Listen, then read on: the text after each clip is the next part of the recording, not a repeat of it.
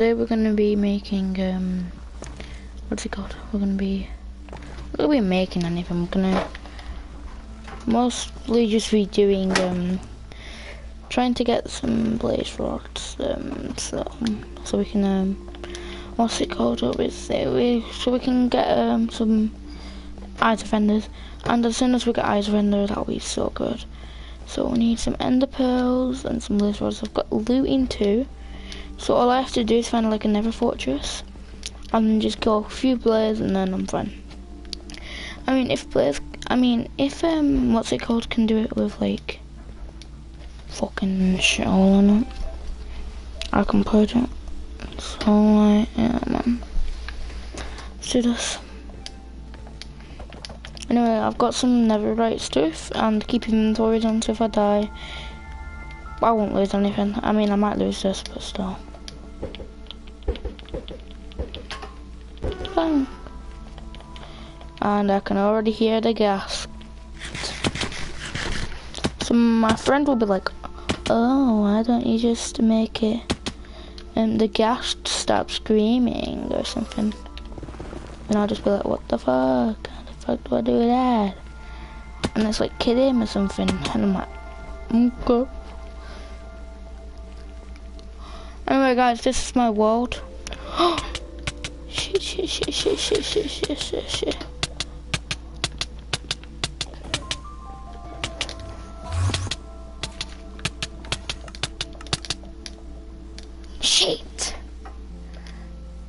Fuck.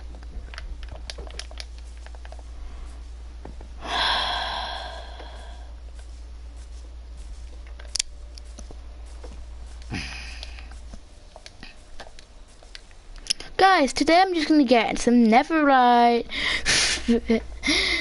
Nah, just kidding, guys. I will actually do it, but yeah, that wasn't that good, was it? That wasn't the best try. Maybe we should try again. I don't know, but I'm gonna get some food. Thank you. Where you going, boy?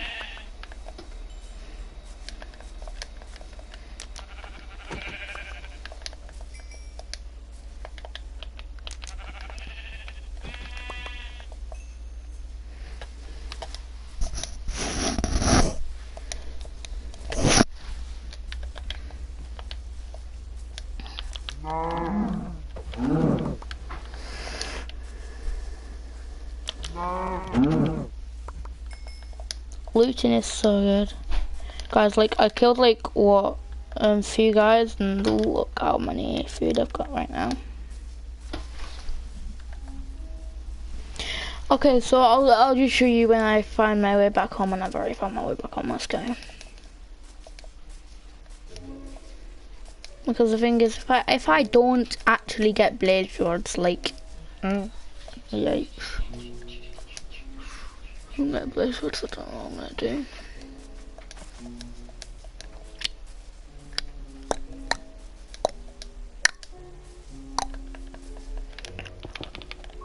Maybe I should go into this ravine.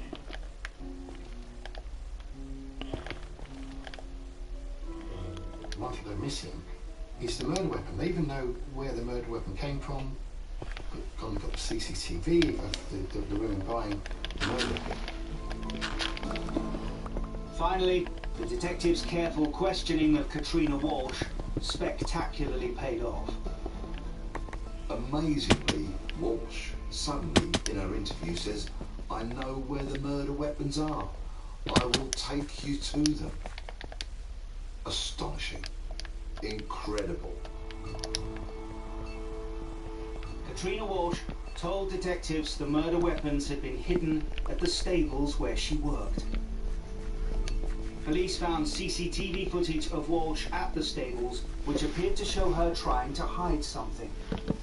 Eventually, she led detectives to all the key pieces of evidence: the stun gun, and most crucially of all, the murder weapon itself. Detectives escorted her to the stables where she worked, and there they found them, buried, but still the knife had Sadie's blood on it. What wonderful evidence.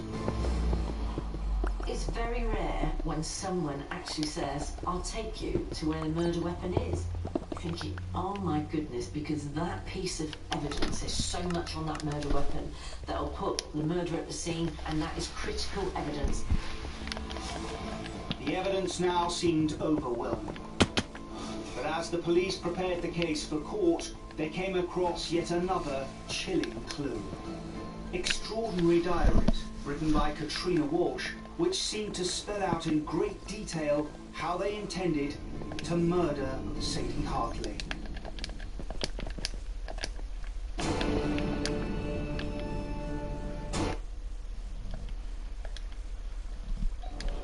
Fillet of fish from a dish.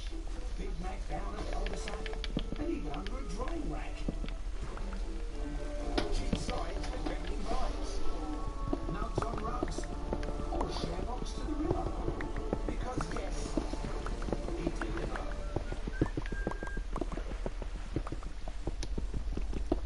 A group of hot singles are on the holiday of a lifetime. Let the form commence. This villa is set unaware their exes are about to crash the party. This tablet will change everything. Surprise! Catch up on all the drama from the most devious dating show and relive every explosive moment right from the start. This is the biggest stitch up. Thanks for seeing me on now. Cheating on me! Devastated. Can't only remember. I'm not being mugged off by anyone. You're overreacting! Absolute madness. X on the beach. Stream the box set now on My Five.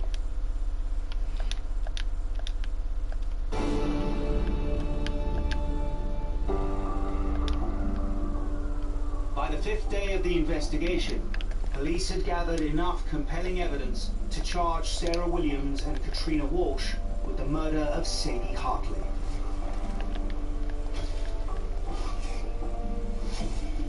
Then police discovered one final piece of evidence.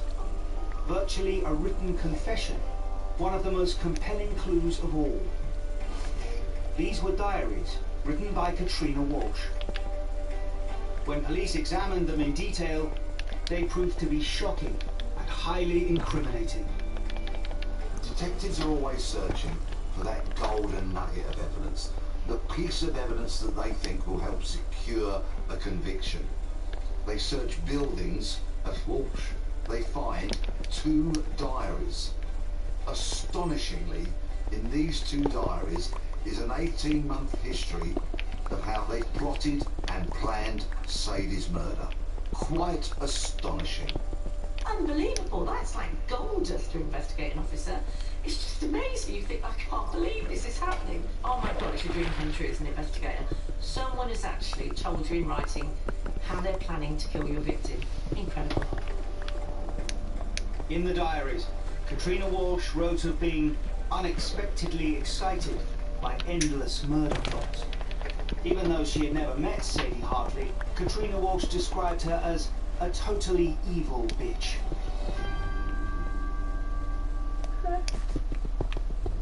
The diaries also revealed to police how Williams and Walsh stalked Ian Johnston to find out his exact movements. Katrina Walsh writes, Sarah has ordered a GPS tracker and will give me cash for it. That's fine, as I'm not going to be involved at the sharp end. The device was secretly attached to Ian Johnston's car. That's where is he? What is he doing? Who is he seeing? And if she put a tracker on the car, she would have been doing other things as well. She would absolutely have been trying to track maybe his social media, his phone, all sorts of things. As police investigated further, they found the company where Walsh and Williams bought the GPS devices. That company's records show the trackers had been used for 2 months, right up to the day of the killing. When the police cross-referenced the tracker information with mobile phone data and CCTV images, it proved Ian Johnston and Sadie Hartley were both being stalked. There is an element of fantasy to it, But I think at every stage in this fantasy, both of them are well aware that actually it's very real as well. They fully intend to carry out this plan. Knowing that Walsh was so deeply involved in the murder of Sadie Hartley makes particular parts of the diaries profoundly sinister. She wrote, "Wow, I may be instrumental in helping to remove the awful woman. Was so buzzing so much I needed a southern comfort to wind down a bit." One of the darkest and most revealing entries suggested Katrina Walsh knew exactly what she was doing. Cat Walsh actually documents, "I've no moral qualms, just a twinge not to get caught." At the end of the day, she knew exactly what she was getting into. She'd written it down, she'd planned it, and she was as guilty as Sarah Williams. The diaries were also evidence it was Katrina Walsh who suggested using a stun gun. One diary entry said Sarah Williams, who carried out the stabbing, needed protection. It read, "She could do with that zapper or she risks being injured herself." The diaries also gave police a valuable insight into how meticulously the murder plot had been planned. It was clear that these two women had been plotting this murder of a completely innocent victim for 18 months or so. And they'd had several plans, and the courts quite rightly take a lot of notice of premeditation to that degree. There's a callous aspect, calculating aspect to the crime, which is reflected in the severity of the sentences.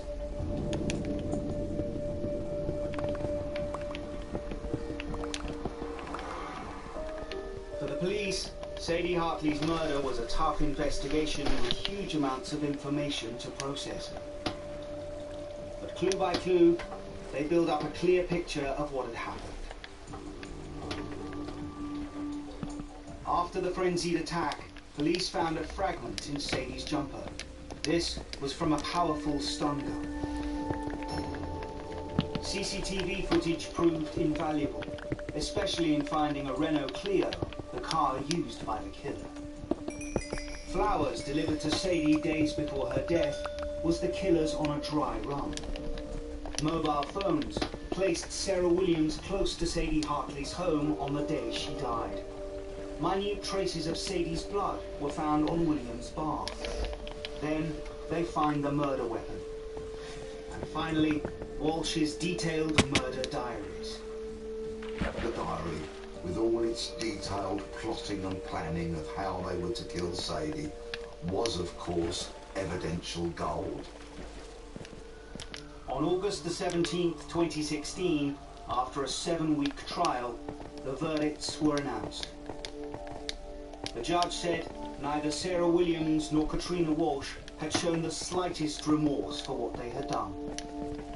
He sentenced Williams to a minimum of 30 years. He gave Walsh 25.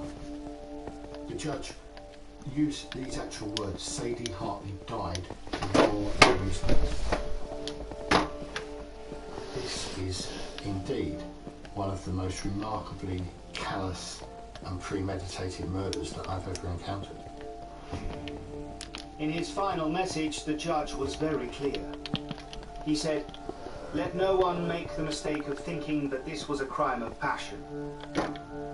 It was a crime of obsession, of arrogance, of barbarity, but above all, it was a crime of pure evil." After the killers were sentenced, the detective who led the investigation and the close members of Sadie's family gave their reaction to the convictions.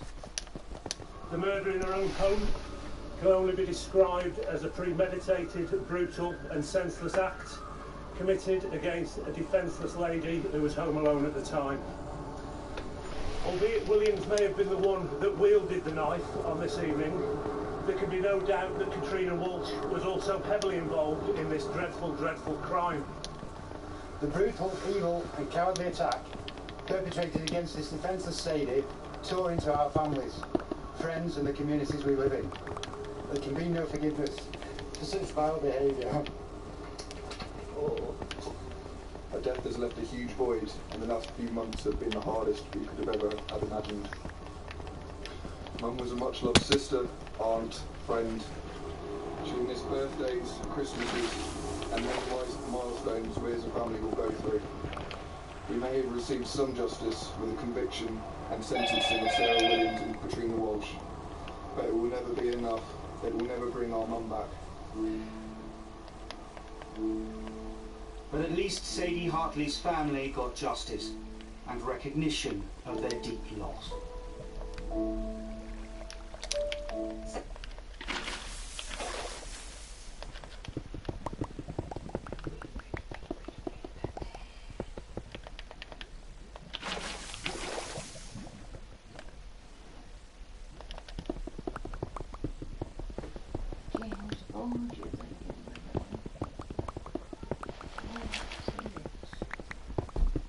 That's not.